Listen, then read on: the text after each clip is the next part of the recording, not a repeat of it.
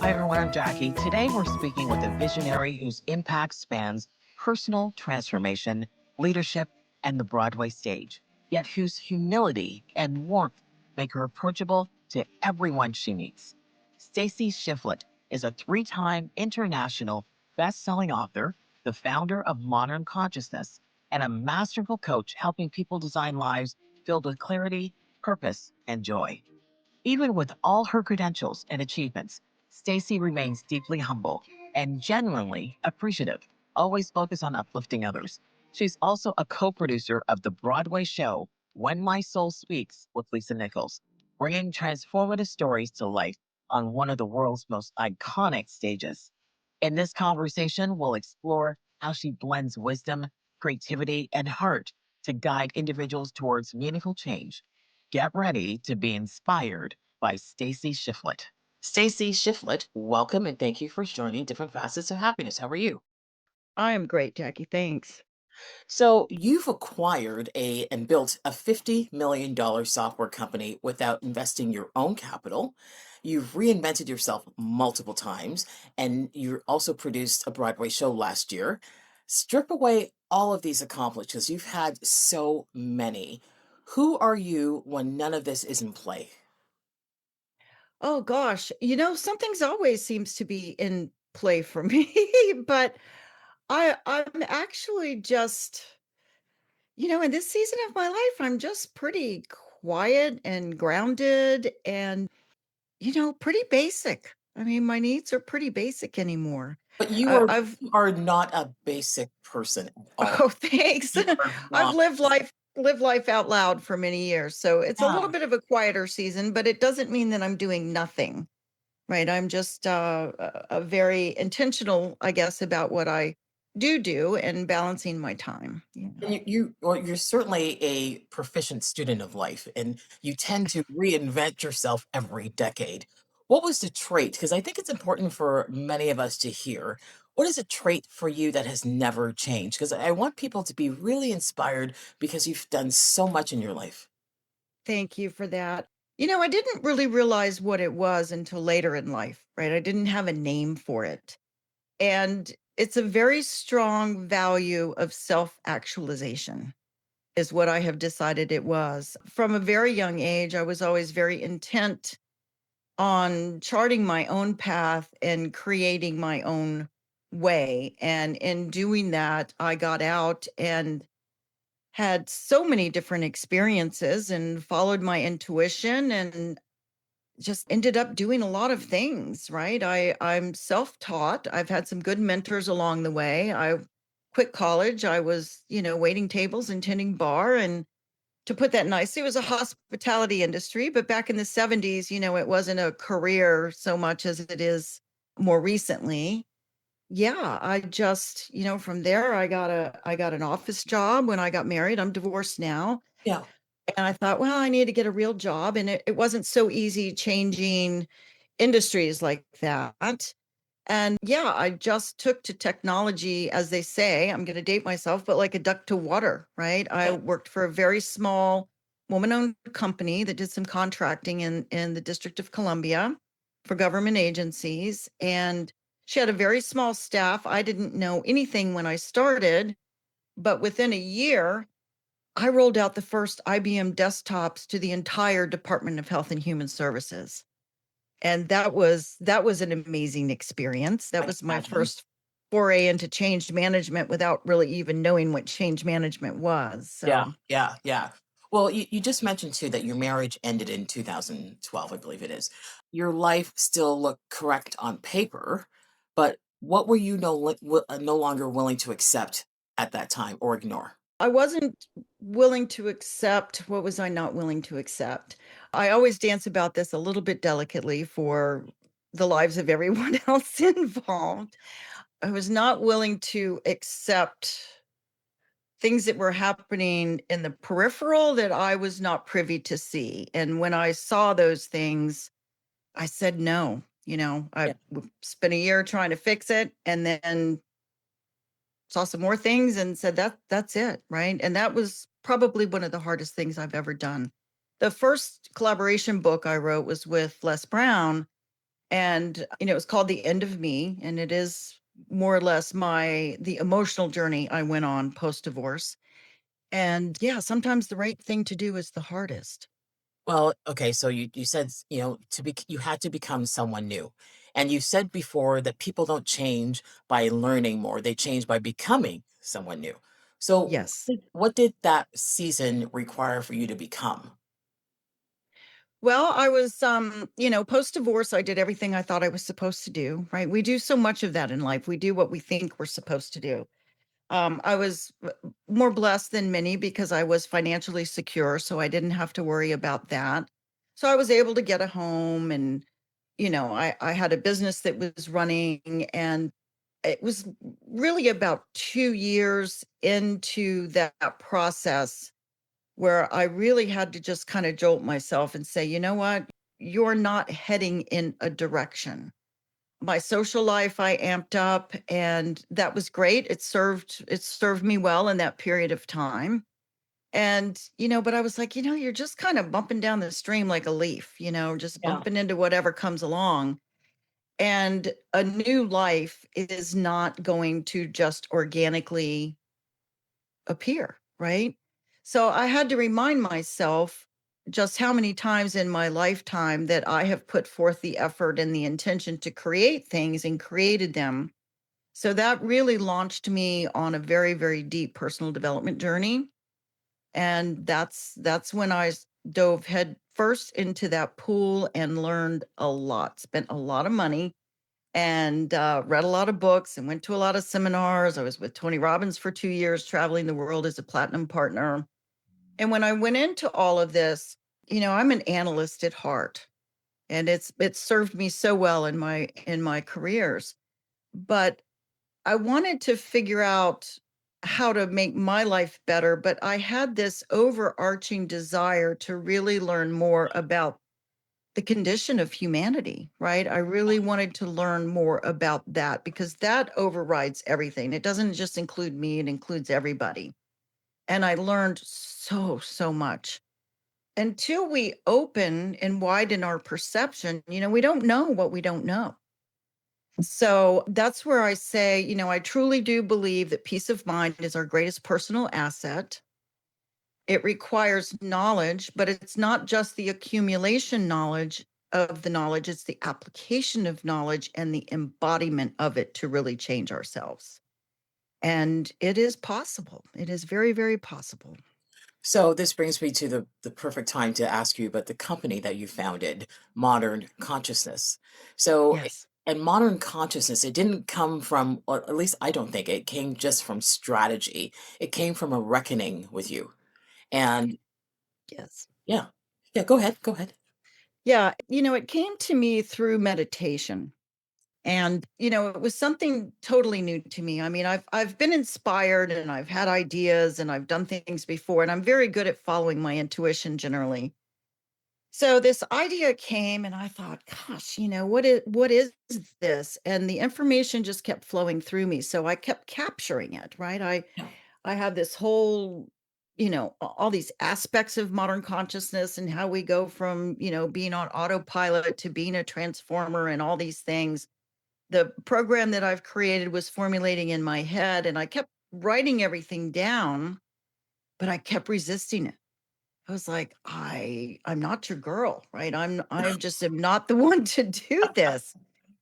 But it literally wouldn't leave me alone. It was an obsession, right? And I just kept capturing the information and the feeling. And I finally said one day, I was like, okay, I was meditating, and I was like, all right, you're not leaving me. This is how I talk, right? Just right. Yeah. You're Yeah. not leaving me alone. So what the heck do you want me to do? Right. I don't know what you want me to do.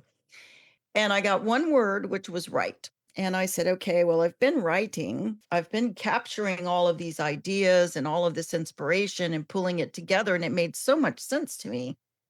I said, fine, I surrender. I'll write. I don't know what I'll write, but I will. And within an hour, I had a text message from a friend that said, hey, I've got a publisher friend of mine up here in Canada that's doing a collaboration book with Les Brown. Would you like to have a chapter in the book? She has a chapter open. At which point I rolled my eyes to the sky and said, well, that's funny, right? I can't say no. Right. And I wrote the check to join the project. And then in the writing of that chapter and participating in that book, which is Ignite the Hunger in You, I realized that that was the time that I could start formulating the company. And that's what I did. So that's fascinating. And I had another question in my head, but I'm going to go to the first question. So what does the personal development world, because you talked about, you went through a lot of personal development over the years. So what does the personal development world get wrong about transformation? Oh, well, I think a few things. I think for one, we accumulate a lot of knowledge and we often walk out.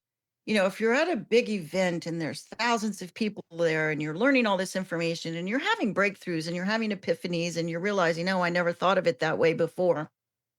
So many walk out thinking they know the problem. First of all, they think they know the problem that they have to fix in their life. And we'll talk about that in just a moment. But secondly, they walk out and go, okay, I'm going to do these 543 things now. Right. And starting tomorrow, I'm going to do A, B, C, D, E, whatever that is. Right. I'm going to wake up and I'm going to do my incantations and I'm going to exercise and I'm going to journal and I'm going to this. And I'm, like you can flip a switch and be a different person. Right. And they're very well intentioned in that. But I think what's often missing, and it's because it's a short duration, right? What's often missing is the way to translate that into what I call right action, right? Into something that you can do to effectively and efficiently create a change in your life. And back to my first comment on we so often we think we know what we need, to make us happy. Um, We don't. We often are trying to solve the wrong problem. So I start all of my clients, my program starts with what I call a life assessment. And it's really looking at every aspect of your life and how everything integrates together, all of the rich dimensions of our lives. If you have a problem in one area, you probably have a problem in another, but it's disguised and it's kind of tricky. So we really have to sit down and be honest with ourselves and do an assessment. It's like a GPS. You can't get to where you're going unless you know where you're starting from. True. True. So that's the point A on the GPS. And then I walk my clients through what I call aspirations. And it's okay, how would you prefer to be experiencing life? So I take it out of external achievements and put it into more of a framework of how do you want to feel about what you're doing? Because our feeling is our guidance, right? That is our inner guidance. If we're frustrated with something, it's telling us that something needs some attention, right? If we're happy with something, then it's probably going pretty well.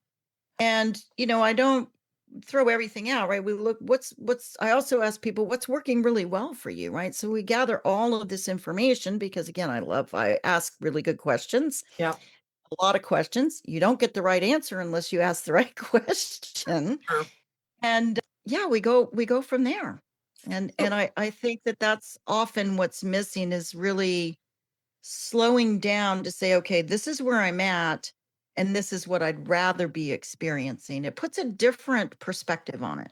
so would you say that's one of the reasons why so many high functioning people are still so unsettled? I think so. I think we have so much programming and you know, I know, your podcast is all about happiness and I'm all about joy. And we have a lifetime of learning of for what that means. Most of that learning is driven to us, pushed to us from external sources. Yes. Yeah. And it's just the way it is. All of our experiences build up to make us who we are today. So we have more knowledge and we have more wisdom, and we wouldn't have the knowledge and wisdom and experience we have if we hadn't gone the paths that we have gone down. So we're not really taught to evaluate our lives on a regular basis. We take the car in for service. We go to our annual, doctor's exam. We monitor our checkbooks. We measure our businesses, our business performance, and all this stuff. But we're not taught to do that at a personal level.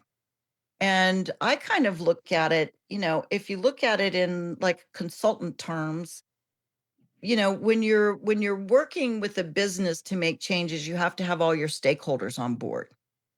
So in our personal lives, the people that we're in relationship with, close relationship with, are certainly our stakeholders. But really, every aspect of our life is a stakeholder in our lives, right? Yeah. If we dislike our physical location and don't feel safe in it, that's part of our stakeholder community, right? It's in here. I'm putting them, Yeah. to my Yeah. heart. So I think it's important to stay attuned to that and do that as well on a regular basis. And that's one thing I love about my program. Once you do it, you've got it, right? Yeah. So that you can use it over and over again to make sure that you're steering the boat and that all of your stakeholders are steering the boat in the right direction. And that includes your relationships as well. There's so many high performing people that their personal relationships fail, right? Somebody's, resentment is often what happens, right? Because they're always off and they're always working. Now, I know many, many very high performing people that don't have these issues, but a lot of high performing people do, right? Yeah. The reason is that not everybody is on board with what's happening, right? There are different seasons of our life. If this is a season to build your business, that's awesome, but make sure you're not overlooking your kids and your partner, that everybody gets the attention that they need and deserve, and that everybody's kind of on board with it and find some balance there. And you can find balance in so many different ways. Yeah. Well, I was gonna say you get every stakeholder to sign off and align. Yes. It's important. It's It is. important. It's so Yeah. funny. I never looked at it from that perspective before, and I'm saying to myself, "Why haven't I?" Look at my family as key stakeholders. Yeah. Yeah, Yeah. that's a different perspective. And all the parts of yourself as well, right? Because we talk so negatively to ourselves so often, and we're so often unaware of that, and we have to kind of turn that off too. Not turn it off. You can't just turn it off. You redirect it. All Yeah. right, just like a child, that you're trying to teach manners, right? You redirect, and it's important. Well, what keeps people loyal to lives that no longer fit them? Fear, I think often it's fear. You know, change is difficult. And I mean, we're wired. That's part of, the human condition, right? We are wired for certainty. We like for things to be the same because sameness means we're safe. We know what to expect. So when we venture out into the unknown, we don't know what to expect, and that creates fear. So part of it is our natural human processes to keep us in the same space, the same safe space, and it creates fear. So when you understand the mechanisms at play, it helps. Just like if you're processing grief, it really helps you to understand all the different aspects of grief. Yeah. So some of the human, personality drivers or whatever you want to call it, just our behaviors, it helps to understand them at the broader level. And I learned a lot about that when I was, doing all my studying. And it's like, oh, well, isn't that interesting? Yeah. And then how do you apply that practically in your life? Well, let's talk about fear or the unknown for a second. And Hmm. if we talk about Broadway, We haven't talked about Broadway, but we can. Yeah. yeah, let's go there. Okay. I know. You wanted to really Yeah, talk I about do that. want to go there because that was a creative risk. So you produced When My Soul Speaks, and that was a very public creative risk. What part of you had to expand your soul to say yes to this?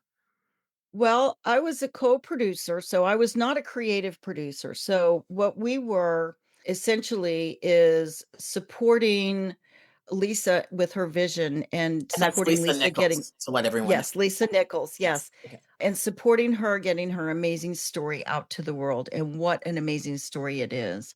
Yes. So the role that I played was essentially a financial contributor to the project. And, we didn't have any creative direction or any of that, but we did have meetings and we got to see the process from beginning to end. And we got to go to Broadway. And what an amazing show. There was not, and Lisa Nichols is just one of the top speakers in the world. She is dynamic. So dynamic and just draws you in. I have goosebumps just talking about it. And honestly, there wasn't a dry eye in the theater. And it was just an amazing experience. And sometimes, you support others, not necessarily to get the benefit for yourself, but to benefit others. And that's kind of what that project was all about. And how fun was that, right? My Oh, name's on a yes. marquee board and all that kind of stuff. And that's one of those experiences, when would I ever have that opportunity to have that experience again? Just like when I had my construction company, I got a suite at the Redskins Stadium, signed a contract for 3 years and my guys could go to the games and I went to the games. And, one of the things that I thought at that point was, yeah, it's a lot of money. I could afford it, Yeah. but, still it's a lot of money, right? And you think twice about that because you're really but it was like when I remember to this day saying to my chief operating officer, when I was going over that with him, I said, when will we ever have this experience again? Yes. And that's what we decided to do. So, life is full of experiences. It is. And it really is, and it's full of growth. So, do you see, because this to me is like storytelling to help people understand the change. Do you see storytelling as essential to human change? Oh, absolutely. It's been essential for centuries, hasn't it? I mean, since the beginning of time, we've been storytellers. Yeah. Yeah, Yeah. yeah, yeah, yeah. Well, looking across your businesses, your reinvention and art, what do you trust the most with everything that you've done? I'm going to say myself, right? I trust my alignment, I think the most. Do you believe in manifestation? I do, but not without action. Manifesting is a big term right now, and a lot of people are making a lot of money from it, right? Yeah, And yeah. it is not, we don't just think something and it's going to happen, right? And I know some talk about we have to be aligned with the frequency and this and that, but it all comes from within. And we're designed perhaps, I don't know. I don't know. I haven't been on the other side and I don't remember, right? They say you get here and you don't Right, remember what's right. behind the veil. I don't know what experiences are in store for me, right? And we all have heartache and we all have hardship. My first son died, I'm 28-year marriage and it imploded. I think we have choices, but I don't think that things are necessarily predetermined. And I've seen too many people, on the one hand, you see people that get absolutely stuck Yeah. and they just are spinning their wheels and can't get anywhere and they're just miserable. On the other hand, you see people that have had enormous challenges and they rise and they just keep rising. So I think over manifestation, the term that's so popular today, I prefer to look at what that uniqueness is that drives that individual forward. And often I think it's a belief in themselves, right? And Yeah. it's a belief in a greater good and a greater, and they're skiing down the ski slope or, so that's what interests me most is what is that difference, right? And when we're able to tap into that motivation within ourselves, that's when we create change. And we create change through action. So, what would you tell someone about mindset as someone who is successful, self aware, and still quietly dissatisfied? Figure out why.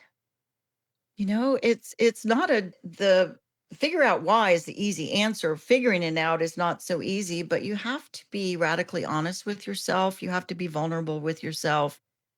You need to slow down enough, and find some silence so that you can tap into your intuition or what have you. power and all of that as well. But yeah, that's always fascinated me, right? Yes. My father was quite obese, had some health problems, was never able to lose weight. He just never did that, and his problems kept compounding. And on the other hand, you have these athletes that have lost limbs, sometimes multiple. You need to slow down and figure that out, because if you don't figure it out, it snowballs, right? And we have warnings, right? There's so many warnings and so many clues along the way. We often have that little voice that says, whatever it says. We're in a situation and you're like, did they just say that to me? Or am I imagining this? Or, oh, it must just be me. Or, oh, well, my life looks really good on paper, as you said earlier. And, Yeah. I have so much. Who am I to complain? Why do we not deserve happiness and joy? It doesn't mean we're not going to have the opposite of that at times, because it's life and we will have some hardships and we will have heartaches and so on and so forth. But slow down and figure it out, because if you don't figure it out now, it's going to be a bigger problem later. So, Stacie, my final question to you. Many people Yes, say that happiness is a pursuit. Some agree or disagree. Are you happy now? I am. Yeah. Yeah. I think joy is an inner state. It's not something that is created by circumstances. It's something that it's foundational within us, and it supports us, and it's cultivated from within. And I believe that joy is as unique to each individual as is our fingerprint. And we need to figure out what creates joy for us. We do. We really, really do. Hmm. Stacie Shifflett, thank you so much for the inspiring interview. I hope you Thank you. thousands of lives just by listening to this today. Thank you so much. Thank you. Stacie, thank you for sharing your insights, your journey, and your generosity with us today. From helping people live intentionally to co-producing a Broadway show that inspires countless others, your work reminds us that true achievement is measured not just by accolades, but by the lives we touch. Even with all that you've accomplished, your humility and appreciation shine through, showing us that greatness and groundedness can coexist. To everyone listening, take what stood out to you, reflect on it, and step more fully into your own path of clarity, courage, and purpose. And remember, as Stacie teaches through her work, true happiness comes when we live consciously, embrace joy in the everyday, and share it with others. Thank you, Stacie Shifflett, for reminding us that living consciously and with heart is the ultimate path to happiness. And thank you for joining me today. Please be reminded to like, comment, and click on the subscribe button. I'm Jackie Denise. Be well.